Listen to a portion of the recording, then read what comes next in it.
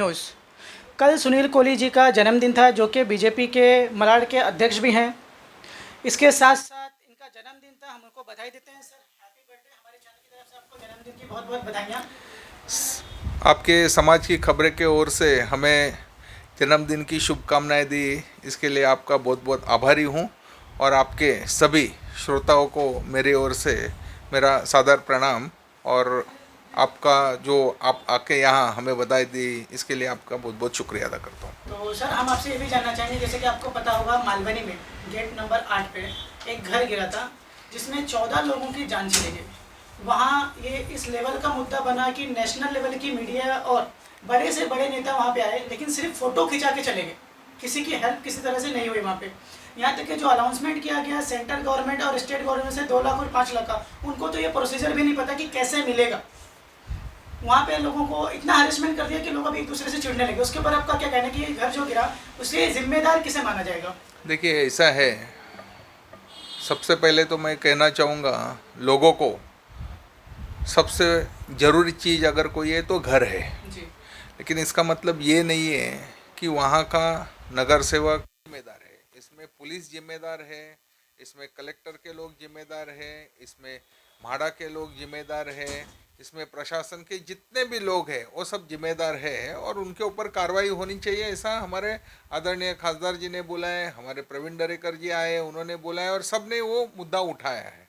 और उसके तहत कार्रवाई के लिए हम लोग ने पिछले हफ्ते ही डिप्टी कलेक्टर से मीटिंग ली और इसके ऊपर कार्रवाई होनी चाहिए। मालवनी पुलिस स्टेशन में जाके उनको मिले कि आपने क्या लिस्ट बनाया है, कितने लोगों का, ऐसा इस तरह की कार्रवाई जो अनऑथराइज बनाते हैं, अनाधिकृत जो काम करते हैं, उनको ऊपर भी कार्रवाई होनी चाहिए। बीएमसी के लोगों के ऊपर भी कार्रवाई चाहिए और कार्रवाई का सिलसिला चालू है। और ये मालवनी में अनऑथराइज बनने का अभी से सिलसिला नहीं चालू है। मैं किसी के ऊपर डायरेक्ट आरोप तो नहीं करूंगा, लेकिन पूरी मालवनी की जनता को नहीं है, पूरी मुंबई की जनता की जनता को मालूम है कि ये अनऑथराइज जो काम चल रहा है वो किसके आशीर्वाद से चल रहा है, किसके इशारे पे चल रहा है। और ये अनऑथराइज काम करने वाले कौन है वो भी सबको मालूम है। आने वाले समय में उनका सबका पर्दाफाश होएगा और लोगों के सामने जाएगा। मैं तो डायरेक्टली आरोप करके बताऊंगा कि यहाँ आज कितने सालों से कांग्रेस का आमदार है, क्या उनको दिखाई नहीं दे रहा है? कितने साल से कांग्रेस का नगर सेवक है, क्या उनको दिखाई नहीं दे रहा है? क्यों नहीं असलम शेख जाके वहाँ रोकते हैं? किसके लोग हैं ये? मैं डायरेक्ट जाहिर रूप से नाम लेके आरोप करूँगा।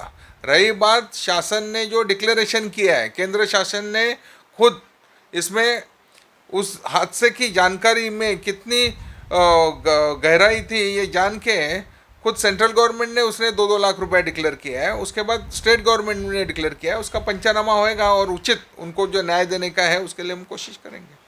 लेकिन इतना बड़ा हादसा हुआ, उसके बावजूद अभी भी हर जगह पे कंटिन्यू चल रहा है 4 से 5 माला, उसके कोई कार्रवाई नहीं हो रही, ना तो बीएमसी। यही तो बोल रहा हूँ ना मैं, प्रशासन मेन रोड की जमीन है, जितनी भी सरकारी जमीन है, जितनी भी कलेक्टर की जमीन है, उसके ऊपर अनऑथराइज काम किसने किया है वो अगर पूरा इतिहास देखेंगे, खोल के देखेंगे तो उसमें कौन है पूरा सामने आएगा। और ये दुनिया में जिसने भी झूठ किया है, काले धंधे किए हैं, आज मालवनी में गर्द के धंधे चल रहे हैं, चरस के धंधे चल रहे हैं, क्या क्या नहीं चल रहा है, उसके ऊपर किसका हाथ है, एक न एक दिन लोगों के सामने आएगा और हम लोग ये लोगों के सामने लाके रहेंगे। अभी देखा, जैसे कि आपने बताया, कांग्रेस के नगर सेवक हैं, कांग्रेस के एमएलए हैं, लेकिन एमपी हमारे बीजेपी पार्टी से, उनको भी तो ध्यान देना चाहिए इस देखिए एक प्रशासन का एक काम करने का तरीका होता है। मुंबई महानगर पालिका और लोकल बॉडी, आपके गटर हो, आपका रोड का काम हो, आपका पानी का काम हो, आपका शौचालय का काम है, वो नगर सेवक देखता है। उसके बाद कलेक्टर के ज़मीन पे क्या होता है, म्हाडा के ज़मीन पे क्या होता है, पुलिस प्रशासन किस तरह काम करती है, किस तरह दूसरे जो स्टेट गवर्नमेंट के हिसाब से जो काम है, उसका एक आमदार का देखने का काम है। खासदार का जो देखने का काम है वो सेंट्रल लेवल में क्या होता है वो देखना है।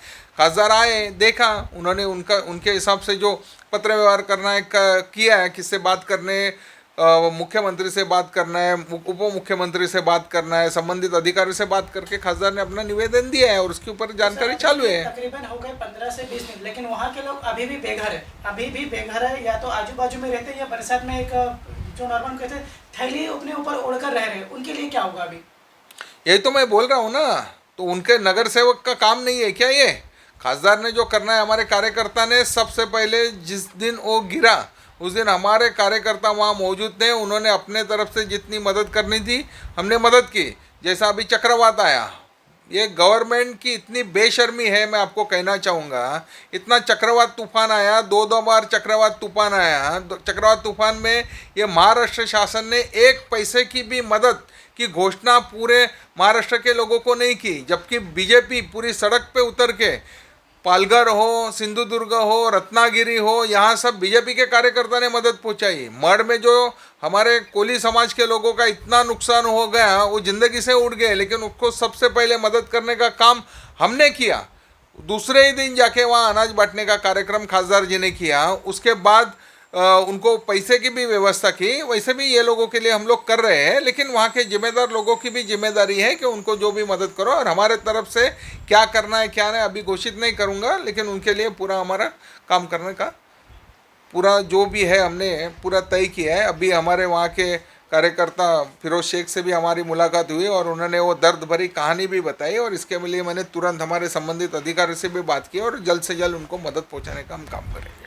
धन्यवाद सर। तो आपने देखा, हमने बीजेपी पार्टी के जो मलाड के अध्यक्ष हैं उनसे भी हमने बातचीत की। आज कल उनका जन्मदिन था, उनको हमारी तरफ से बहुत बहुत बधाइयाँ। और उन्होंने दुख व्यक्त किया जो मालवनी में हादसा हुआ था जिसमें 14 लोगों की जान चली गई। पुलिस ने सिर्फ 2 ही लोगों पे कार्रवाई करके छोड़ दिया, एक ओनर के ऊपर, दूसरा कॉन्ट्रैक्टर के ऊपर। लेकिन बाकी जो बॉडी है पीएमसी की, पुलिस डिपार्टमेंट की, खुद की, कलेक्टर की, इन लोगों ने क्या किया, या जो नगर सेवक जिसने अपनी आंखें बंद की, हम ये कह सकते हैं कुछ ना लिया हो या ना दिया हो, लेकिन अपने आंखें तो बंद की। अगर एक बच्चे की तबीयत खराब है, उसे डॉक्टर ने मना किया कि बच्चे को बुखार है, अगर वो बच्चा रोता है, उसके माँ बाप उसके आइसक्रीम दिलाते हैं, तो गलती कहीं ना कहीं माँ बाप की कहलाएगी। अगर कोई नगर सेवक ये कहता है कि हमारे बच्चे हैं, वो उनको रहने की जगह नहीं थी इसलिए हमने अपनी आंखें बंद कर ली, तो वो भी उन्होंने उस वक्त गलत ही किया है। धन्यवाद हमारा चैनल देखने के लिए।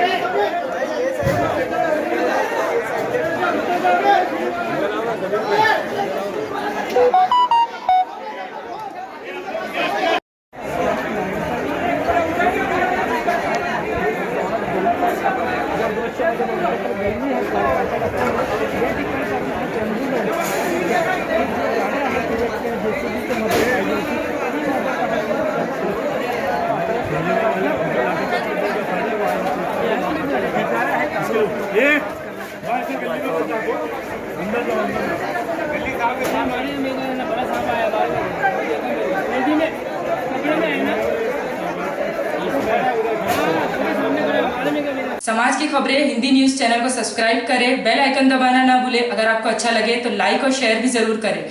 अगर आपको हमारे साथ जुड़ना चाहते हैं, अगर किसी भी तरीके का न्यूज या एडवर्टाइजमेंट देना चाहते हैं, तो आप हमें इस नंबर पर कॉल करें 7666471110। धन्यवाद।